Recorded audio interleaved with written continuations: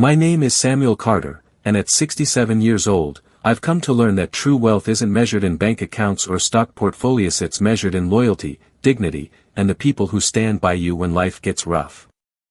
Years ago, after my brother's sudden passing, I inherited a fortune that felt unreal: $100 million. I didn't celebrate. I didn't upgrade my life.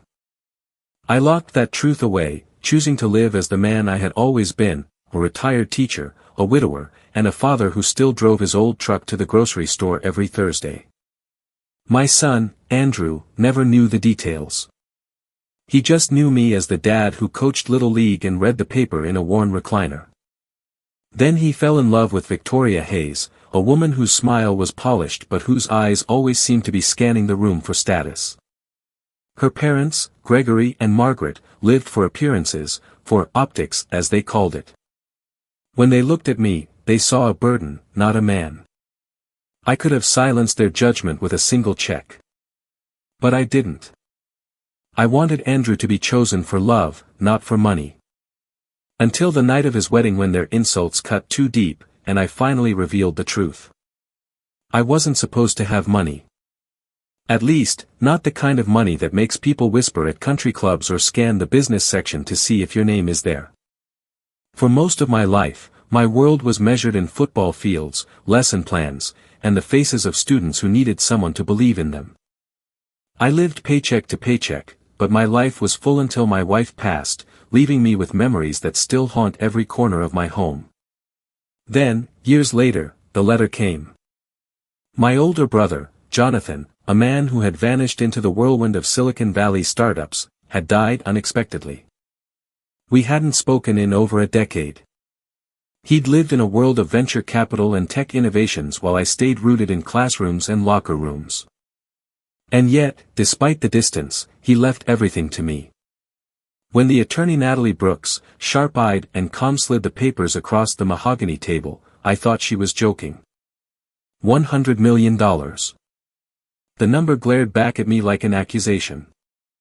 I felt dizzy, my mind stuck between grief for the brother I had lost and disbelief at the fortune I had never wanted. I drove home that evening in my 10-year-old pickup, parked in front of the same modest house where my wife and I raised our son, and stared at the peeling paint on the porch rail. It didn't make sense.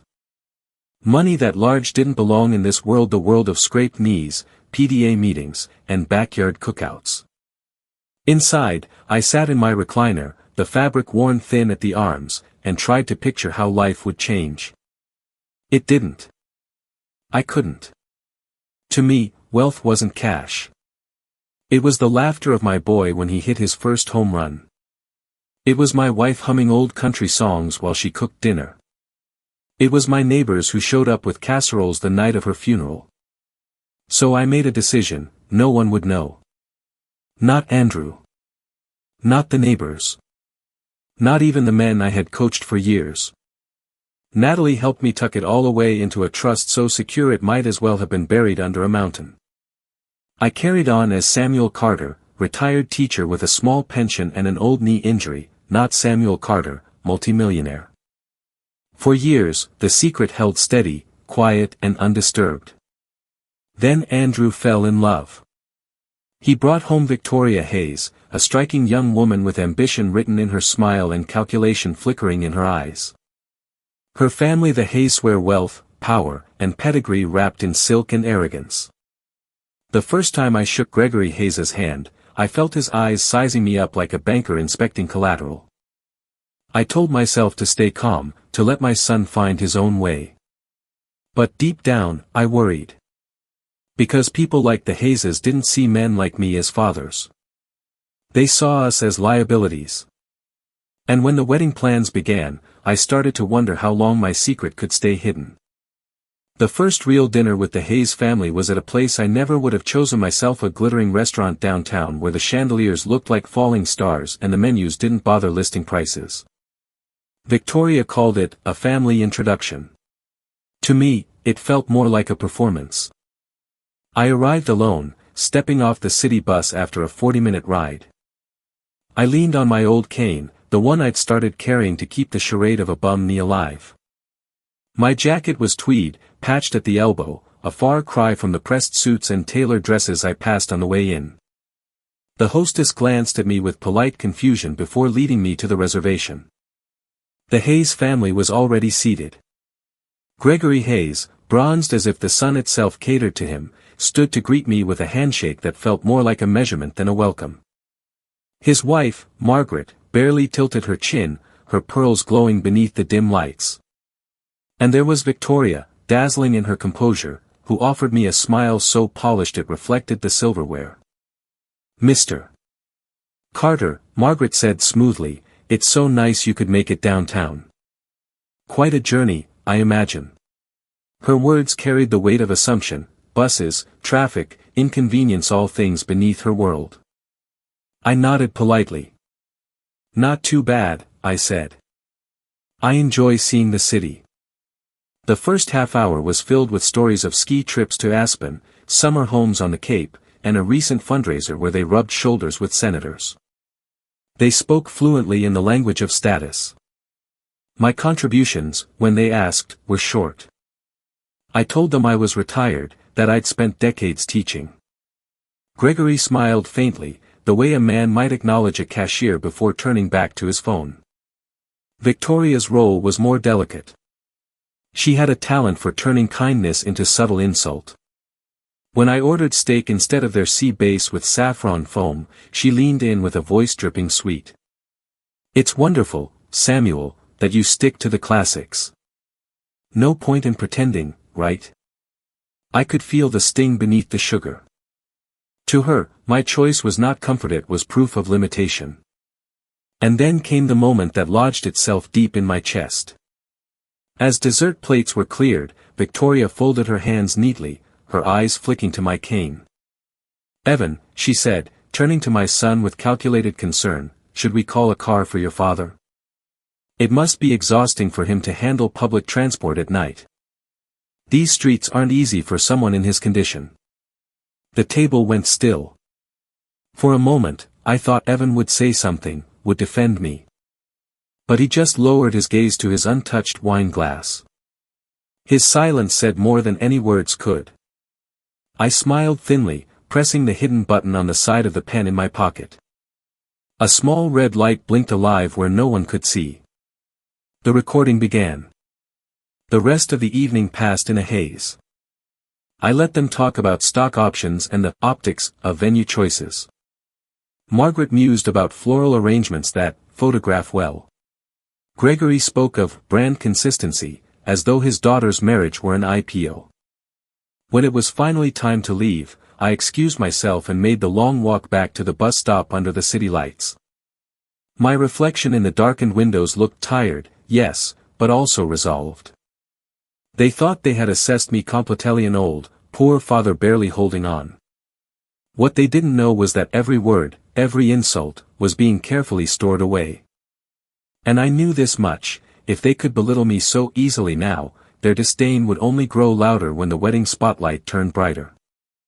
A week after that dinner, I sat at my kitchen table staring at an old velvet box. The navy fabric had faded, corners frayed from years of being moved from one drawer to another. Inside was the simplest treasure I owned, me late wife's engagement ring. The diamond wasn't big. It wasn't worth a tenth of what Victoria flashed on her finger from Andrew's proposal. But it was priceless to me. It had rested on Claire's hand through decades of laughter, tears, and quiet evenings when the world outside didn't matter. She wore it when we brought Andrew home from the hospital, when we signed the mortgage for this very house, and when we danced barefoot in the kitchen to songs only we remembered. That ring wasn't jewelry. It was memory made solid. I thought perhaps foolishly that offering it to Victoria would bridge something. Maybe, surrounded by my home and the photos on the walls, she'd understand what kind of family she was marrying into. So I invited them to lunch. Andrew was cheerful, back in the house he grew up in, smiling as he opened cabinets and joked about old posters still tacked to his bedroom wall. Victoria followed, polite, her eyes flicking from the scuffed baseboards to the worn curtains. She smiled, but it was the smile of a realtor preparing a listing, already imagining what should be replaced. After we ate, I cleared my throat, my hands tightening on the small box. "Victoria," I said softly, "there's something I'd like you to have." Andrew's expression changed the instant he saw the velvet. He knew what it was. His face softened with recognition, with reverence. But Victoria's eyes lit up with a different kind of spark: curiosity, anticipation. She opened the box. For one brief second, I saw her mask slip. Her smile faltered as her gaze settled on the modest gold band and the small diamond nestled inside. It was only a fraction of a second, but it was enough. She had expected brilliance, not simplicity. Then the mask slid back into place. "Oh, Samuel," she cooed, her voice dripping with sweetness. "It's so vintage. Truly beautiful in a classic way. Thank you." She slipped the ring onto her finger beside her enormous diamond. On her hand, my wife's legacy looked like a relic. She admired it for just long enough to be polite, then carefully slid it off and snapped the box shut. "I'll keep it somewhere very safe," she said. "As a memento. It just doesn't quite fit with my style, you know." Her words were honey-coated, but I heard the truth behind them. The ring was a museum piece, not a living bond. A trinket to be stored away, not worn with pride. I forced a smile, though it felt brittle on my face. Andrew looked down at the table, his jaw tight. He knew what that ring meant. He knew what she'd just dismissed. And still, he said nothing. Later, as they prepared to leave, Victoria stepped outside to take a call. Her voice carried through the porch screen, sharp and impatient. I pretended to fumble with my keys, buying myself a moment. Inside, I heard her again, this time unfiltered. "My God, Andrew, did you see that thing? That ring? He actually expected me to wear it. The diamond's practically invisible. It's embarrassing. Honestly, he should sell it, maybe use the money to fix this place up. A few $100 would be more useful than letting that shabby little rock sit in a drawer." My chest tightened. A few $100 for the ring that had carried my marriage, my life, my history. Andrew muttered something weak, something non-committal. I didn't catch the words, but I didn't need to. His tone was enough. It was the sound of surrender.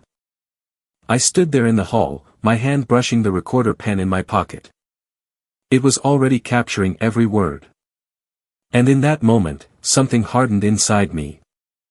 I had given Victoria a piece of my family's soul, and she had reduced it to pocket change. Worse, my son, the boy who once cried when he scraped his knee and I told him every scar carried a story, was now too afraid to defend his own family's legacy. Silence, I realized, could wound deeper than words. And Andrew's silence was carving scars neither of us would forget. The rehearsal dinner was supposed to be a warm-up for the big day, a chance for both families to break bread and share laughter. Instead, it felt like stepping into a theater where every line was rehearsed and every glance carefully staged. The Lancaster ballroom sparkled that night. Crystal chandeliers glowed overhead, white orchids cascaded down the centerpieces, and the air smelled faintly of roses and expensive perfume. I wore my only suit, navy, a little shiny at the elbows from age. I walked in with my cane, alone, and the wedding planner guided me to my seat at a small round table in the corner, far from the head table where Victoria and Andrew sat with the Hayes family like royalty presiding over a court. From my vantage point, I could see everything. The waiters circling with trays of champagne. Gregory Hayes holding court with a booming voice, retelling some story about closing a deal in Dubai as if it were scripture. Margaret laughed too loudly, her pearls glittering in the candlelight. Victoria glowed in cream silk, smiling that perfect, empty smile as her bridesmaids fawned over her. And my sunny boy sat beside her, smiling in all the right places, nodding when he was supposed to. But his eyes looked hollow. When the first toast began, it was harmless. A college friend of Andrew's told a sanitized story about dorm life and late-night pizza. Then Victoria's sister, the maid of honor, stood to gush about Victoria's unmatched ambition and impeccable taste. The guests clapped politely, glasses clinking. Then Gregory rose. He held his champagne like a CEO presenting quarterly earnings. His toast wasn't about marriage or love. It was a performance of credentials. He listed Victoria's achievements, her degrees, her career trajectory, her charity boards as if she were an asset on a portfolio sheet. And now, he said proudly, she's chosen Andrew, a young man with great potential, who will rise to meet her. Potential. As though my son were a startup she had invested in. I felt my jaw tighten, but I said nothing. I pressed my fingers against the pen in my pocket, feeling its steady weight.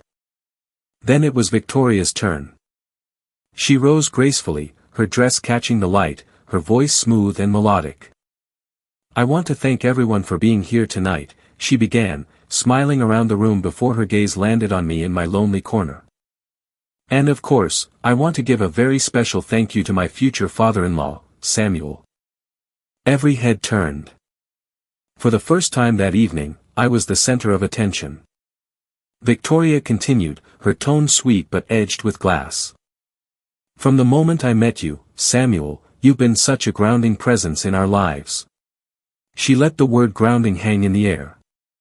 To half the room, it sounded like a compliment. To those who understood her code, it meant something else entirely, common, plain, beneath.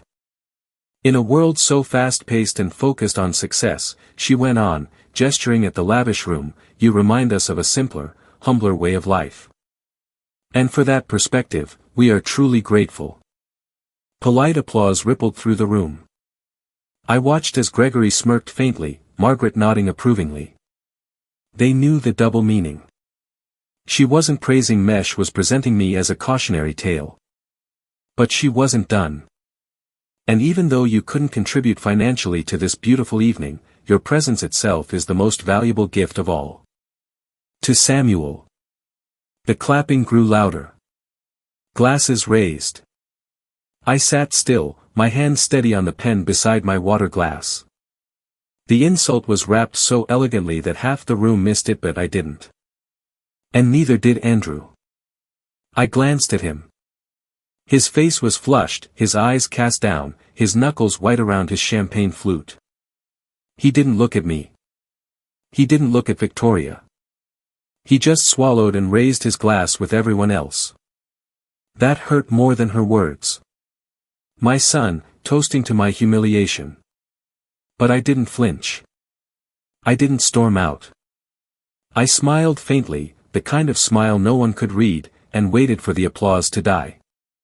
Inwardly, though, I knew the test was over. This wasn't just a misunderstanding or youthful arrogance. This was cruelty, deliberate and rehearsed, performed in front of 200 people. When the dinner ended and the guests began drifting out, I slipped quietly into the hallway. The noise of laughter and clinking silver faded behind me. Outside, under the glow of the parking lot lights, Natalie Brooks was waiting. She had come as my guest, quietly blending in with the crowd. She raised an eyebrow as I approached. Well, she asked. I handed her the pen. Everything we need, I said. Every word. Natalie's eyes narrowed with understanding. Then it's time to decide, Samuel. Do you want revenge? Or do you want rescue? I looked back at the glowing ballroom where my son still sat among the hazes, trapped in their golden cage. Rescue, I said firmly. It's time to bring him home. The morning after the rehearsal dinner, I woke early. Sleep had been shallow and fractured, haunted by the echo of 200 glasses clinking to my humiliation. I brewed coffee in the chipped mug I'd used for years and sat at my kitchen table, the velvet box with Claire's ring still resting nearby. My fingers brushed it gently. That ring had been dismissed as worthless, but I knew its real weight. It was then I realized, the Hayes family would never understand love measured in heirlooms or loyalty. Their world had only one currency: money. If I wanted to reach them, to strip their power away, I had to speak their language. By mid-morning, I was in Natalie Brooks's office. She was already reviewing the recordings from my pen, her expression cold and professional. When she finished, she looked up. "Samuel, this is more than insults. This is calculated degradation. They want to redefine Andrew by erasing you." I nodded. "And I won't let them. But I don't want to destroy him in the process. I want to give him a way out." Natalie leaned back, tapping her pen against a legal pad. "Then we give them what they think they want, a financial gift. But we tie it to conditions that reveal who they truly are. It won't be revenge. It will be truth, dressed in the language of contracts." We spent hours drafting. The trust Jonathan had left me was already airtight.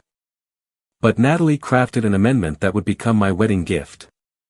It established the Carter Family Legacy Trust with an endowment of $20 million, designated for Andrew and his new wife. On paper, it looked like the Hayes family's dream come true. But Natalie added a clause: simple, clear, impossible to challenge. The funds would be released only if the marriage was built on mutual respect and free from manipulation, coercion, or contempt toward the Carter family. Any documented evidence of abuse, humiliation, or calculated dishonor would trigger the dissolution of the couple's claim, with the funds redirected to community initiatives. I smiled grimly. So if Victoria keeps her mask on, she reaps the reward. But if her true self slips out? Natalie finished my thought. Then she gets nothing. And Andrew will see the choice for himself. But I wanted more than money on the line. They think I'm poor. Let's show them what that supposed poverty has really done. So we built a second piece of the plan. Natalie gathered letters, photographs, and testimonies, all the quiet, hidden ways I had used small parts of the inheritance. Repairs for the local high school gymnasium. Scholarships for kids who couldn't afford college. Donations to the community food pantry. A fund to keep the public library open on weekends. I had never told Andrew about these things. I didn't want him to see me as a provider of checks. I wanted him to see me as his father. But now, I realized, those acts would become the counterweight to the Hayes family's arrogance. By the time I left Natalie's office, the plan was in motion. She would attend the wedding, documents in hand, ready to speak if necessary. I drove home under a gray sky that threatened rain, and for the first time in months, I felt steady. That evening, I called my old friends. Tom Harris, who once fixed my roof for free after a storm. Linda Chavez, the librarian who always saved the best history books for me. Peter Romano, my neighbor of 30 years, who had grilled burgers in my backyard more times than I could count. "I'd like you all to come to the wedding," I told them. They hesitated. Tom laughed awkwardly. "Sam, you sure? Those fancy folks won't want us around." "That's exactly why I need you there," I replied. "This isn't about them. It's about Andrew. He needs to see where his real family stands." They agreed, though I could hear the doubt in their voices.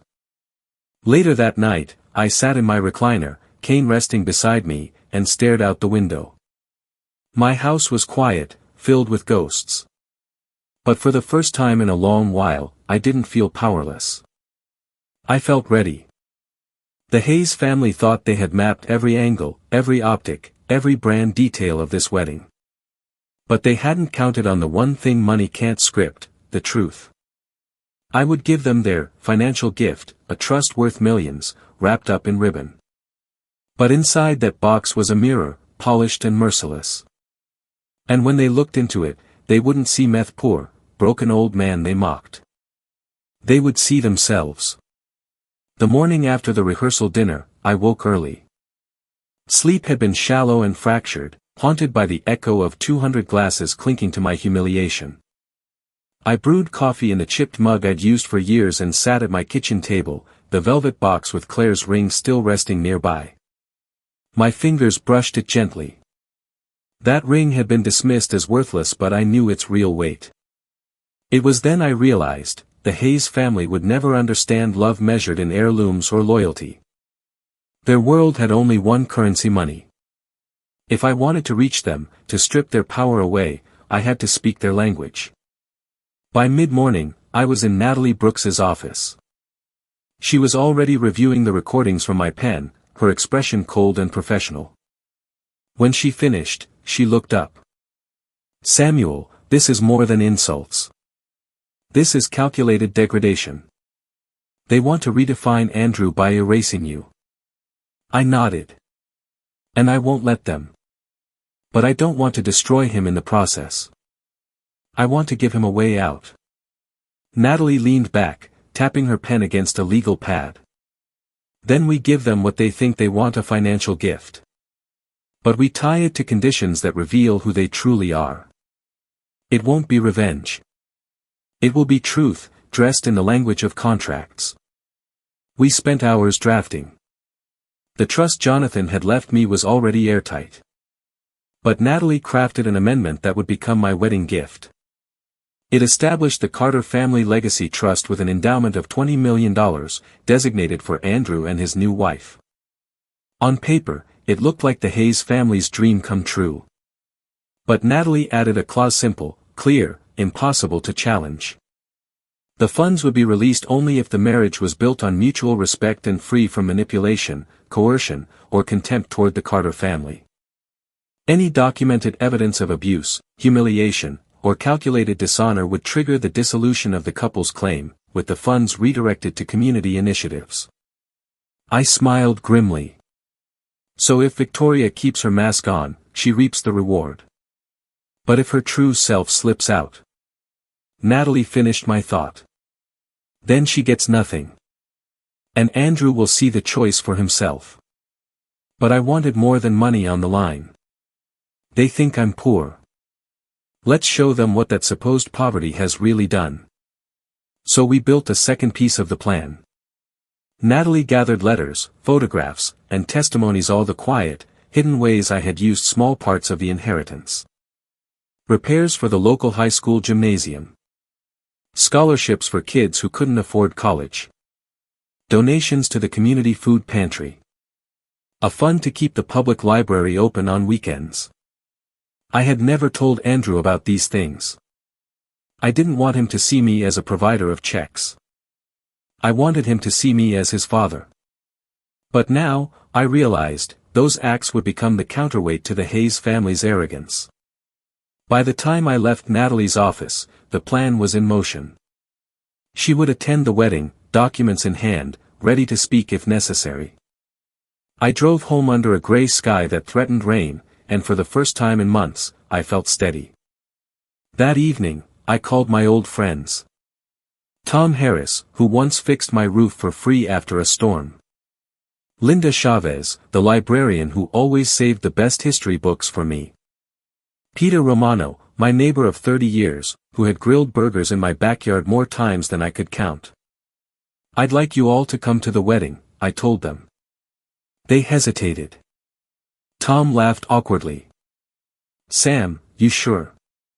Those fancy folks won't want us around." "That's exactly why I need you there," I replied. "This isn't about them. It's about Andrew. He needs to see where his real family stands." They agreed, though I could hear the doubt in their voices.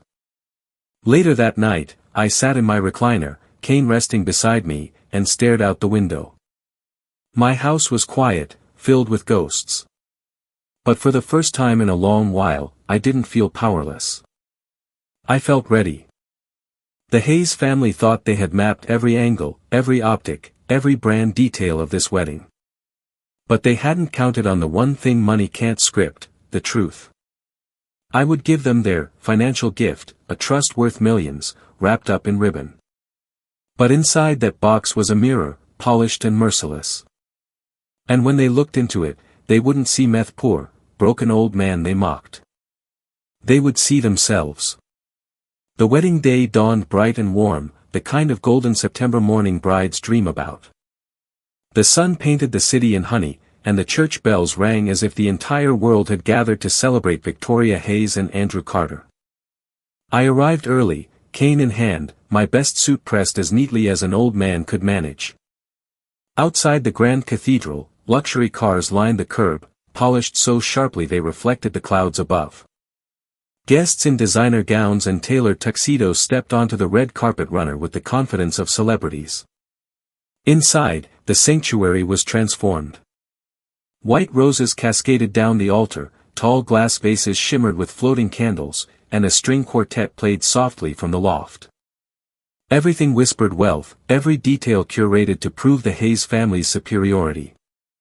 I took my seat alone, far enough from the aisle that I felt like a spectator, not a father. Around me, the whispers were low but constant. I caught fragments: retired teacher, looks frail, didn't contribute. Each word slid into my skin like a paper cut. When the ceremony began, Victoria glided down the aisle like a vision, her gown a masterpiece of silk and crystal. Andrew looked handsome in his tuxedo, though his smile was strained. I wondered if anyone else saw the tension in his shoulders, the way his hands clenched and unclenched as he waited for her. The vows were flawless, rehearsed to perfection. Victoria's voice trembled in just the right places, drawing misty eyes from the crowd. Andrew stumbled slightly, but she steadied him with a squeeze of his hand. The audience sighed, charmed by the picture of unity. When the minister pronounced them husband and wife, applause thundered through the cathedral. Cameras flashed. The perfect photo album was complete. The reception was held in the Grand Harbor Hotel ballroom, a palace of glass and gold overlooking the water. The chandeliers sparkled like frozen constellations, and a string quartet gave way to a live band. Waiters in crisp white jackets carried trays of champagne flutes. It was a performance: every flower, every note of music, every ribbon on the chairs. I sat again in my corner, watching. My friends Tom, Linda, and Peter had arrived quietly and taken their seats at a table near mine. They looked slightly out of place in their modest outfits, but they carried themselves with dignity. I felt pride swell in my chest seeing them there. When the newlyweds had their first dance, the room fell into reverent silence. Andrew spun Victoria across the polished floor, cameras flashing with every turn. To the guests, they looked like a fairy tale come to life. To me, it looked like a boy trapped in a gilded cage. After the cake was cut, the toasts began again. Andrew's best man spoke briefly, stumbling through a story about their college years. The maid of honor praised Victoria's beauty and ambition. Then came Gregory.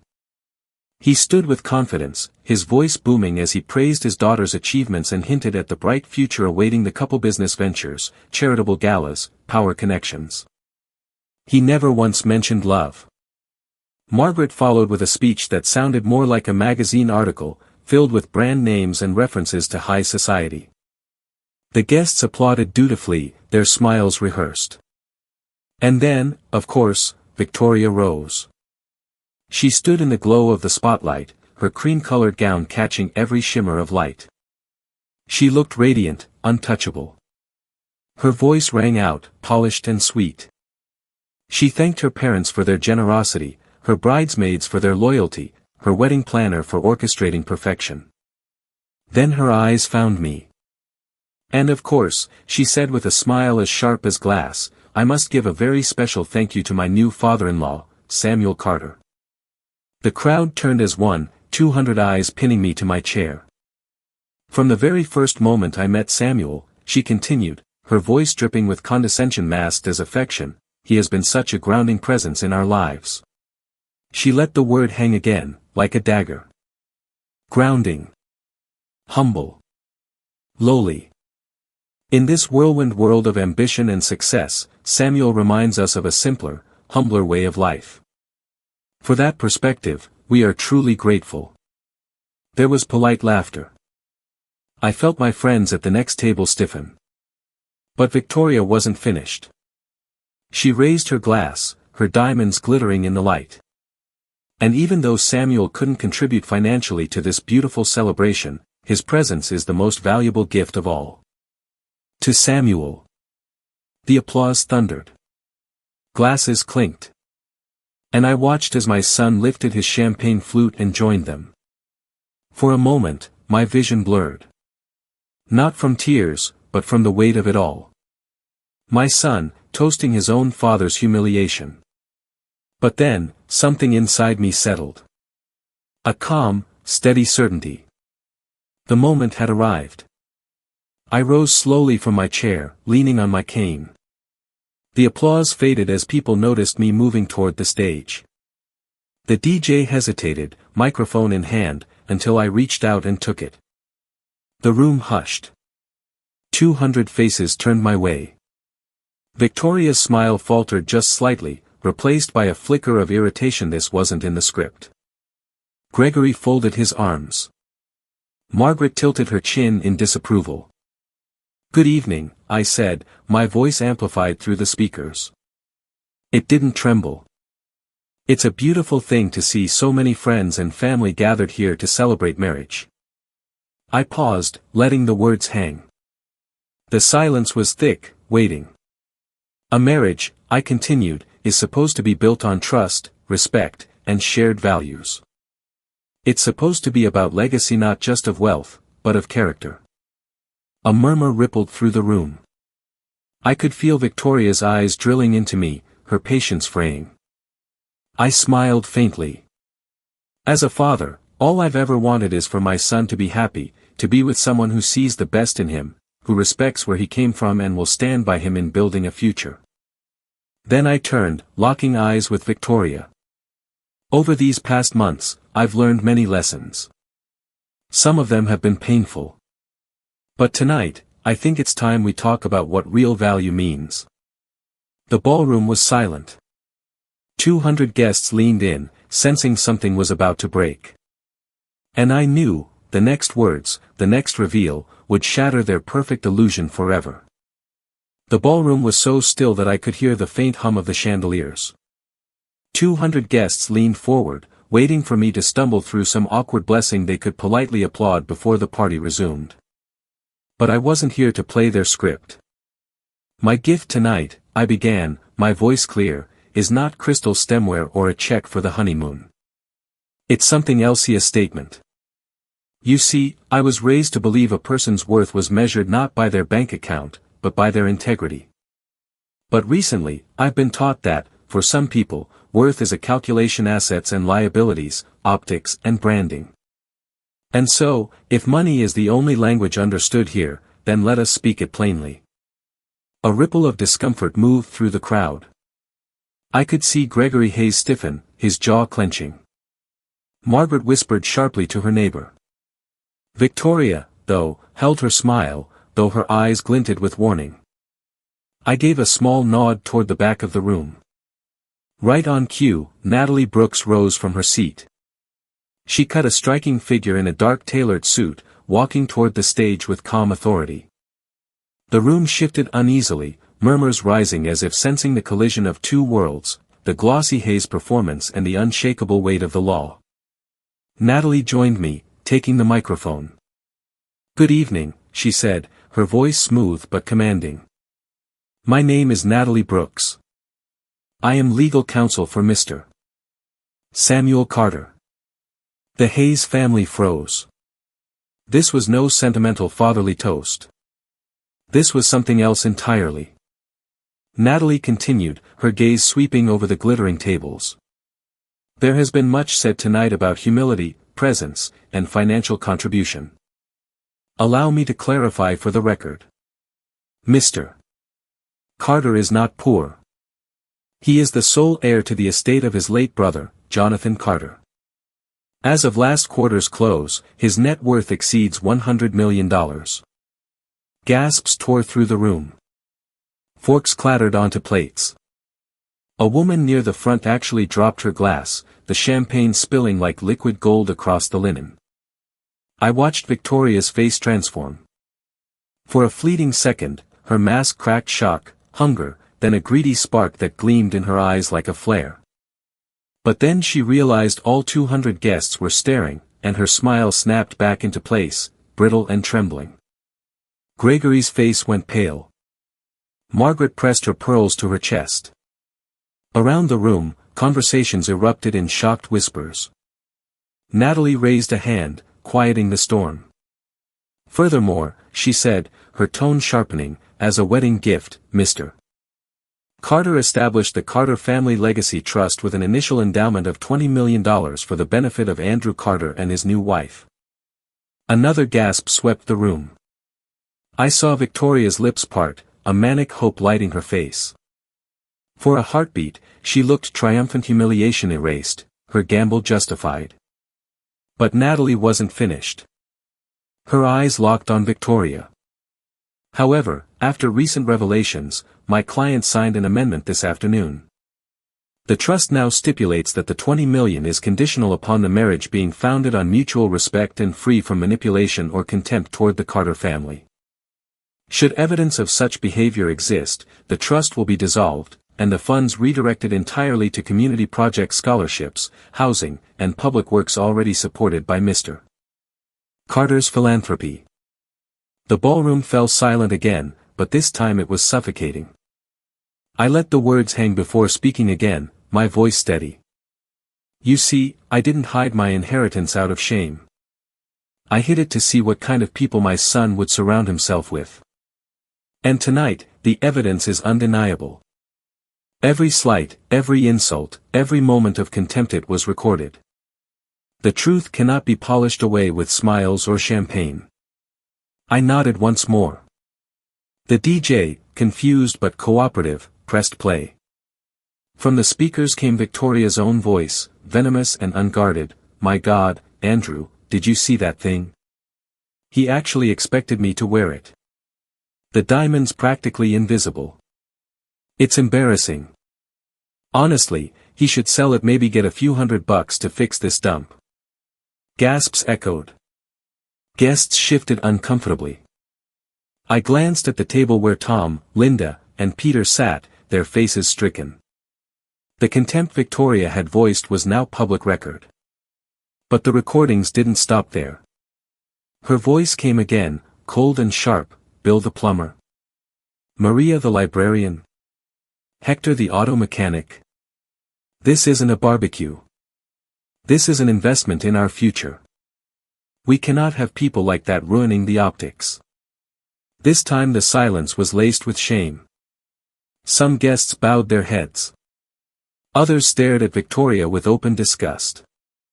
Finally, the recording of her voice from the rehearsal dinner, even though Samuel couldn't contribute financially, his presence is the most valuable gift of all. Delivered sweetly, but now exposed as poison.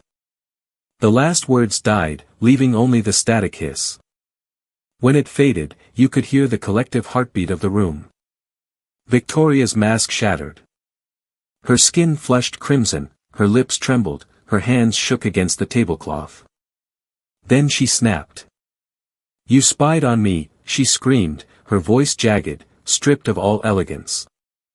You recorded me, you pathetic old man. You're jealous because you have nothing. Nothing. Her shriek rang against the marble walls, bouncing like shrapnel. 200 witnesses stared, horrified. She had confirmed everything herself. I lifted the microphone again, my tone calm as stone. You call me poor, Victoria. But poor is a financial assessment. And by that measure, you were wrong. What I lack is not wealth but respect. And that is something money cannot buy. I stepped back. All eyes turned to Andrew. My son sat frozen, his face pale, his eyes bloodshot. Slowly, he stood. He looked at his wife, the woman he thought he knew, then at me. His voice broke as he spoke, but it carried. Dad, I'm sorry. I should have defended you. The silence cracked like glass. The Hayes family was shattered, their performance undone. Around the room, guests shifted from shock to sympathy for me, not them. The game was over. The truth had been spoken in the only language the Hayes family ever understood. And it had destroyed them. For a long moment, the ballroom stood frozen, a living portrait of shock. 200 guests stared at the ruins of the Hayes family's carefully staged masterpiece. The chandeliers still glittered, the string quartet still played faintly in the background, but the illusion of perfection had shattered into dust. Victoria Hayes was the first to break.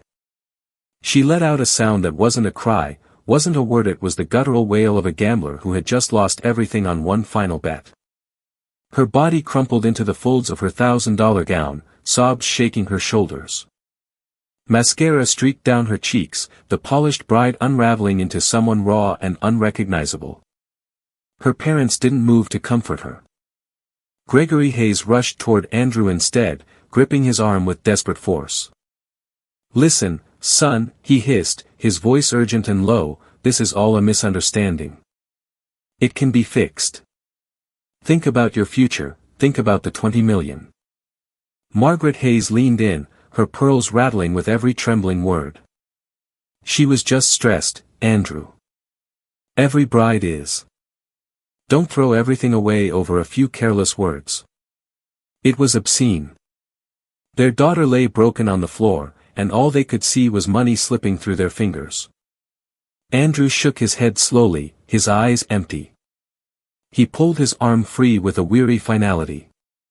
"No," he whispered. "No more." He looked at Victoria, his wife of less than a day. She lifted her tear-streaked face toward him, eyes wide with pleading. For the first time, Andrew saw her without the glow of rehearsed charm or polished ambition. He saw her as she truly was, a stranger who had measured him, and me, in dollars and status. There was no anger in his face, no pity either. Only disillusionment, deep and permanent. "I don't even know who you are," he said softly. "And maybe I never did."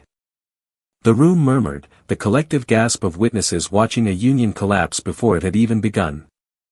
Andrew turned from her. His eyes found mine across the stage. For a moment, I braced myself for more shame, more hesitation. But what I saw instead was Clarissa, fragile but steady flame. He walked across the ballroom, each step heavy, parting the sea of guests. He passed the Hayes family without a glance. He passed the shattered bride. And then he climbed the steps to the stage and stood beside me. His hand trembled as he took the microphone, but his words were strong. "Dad," he said, his voice cracking just once, "I'm sorry. I should have stood up for you. I should have remembered who I am, and who you are. But I let myself get blinded." He turned to the crowd. "This isn't the life I want. Not if it means losing the man who raised me, who taught me what loyalty and respect really mean." Silence followed, but it was a different kind of silence now. Not the heavy silence of shame, but the breathless quiet of people witnessing something rare, a man reclaiming himself. I placed a hand on his shoulder. "Then let's go," I said gently. Together, we walked down from the stage. The crowd parted again, their gazes softer now. Some nodded, some lowered their eyes, embarrassed by their own silence during Victoria's cruel performance. My friends Tom, Linda, Peter stood as we passed, quiet pillars of support. Behind us, chaos erupted. Victoria wailed. Gregory barked orders to his wife, to the planner, to anyone who would listen. Margaret pleaded with guests to stay seated, to carry on as if nothing had happened. But the spell was broken. The Hayes empire of appearances had crumbled in the space of minutes. We didn't look back. We pushed open the ornate double doors and stepped into the cool night air. The sounds of the ballroom faded behind us, replaced by the quiet rhythm of the city outside. For the first time in months, I felt peace.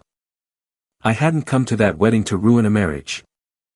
I had come to save my son from a prison built of gold and lies. The $100 million had not been my weapon. It had only been the lantern to illuminate the truth. The real power lay in something smaller, simpler, the courage to stand, to speak, and to demand respect. Andrew walked beside me, his shoulders heavy but his step steady. His apology wasn't the end. It was the first brick in rebuilding what had nearly been lost. It would take time, patience, and trust, but it would be real. As we reached the car, I looked at him, my son, and felt the weight of generations behind us. "Money comes and goes," I said quietly. "But dignity, that's the inheritance worth fighting for." And for the first time that day, Andrew smiled, not the hollow smile he wore at Victoria's side, but the small, genuine smile of the boy I had raised. That was enough.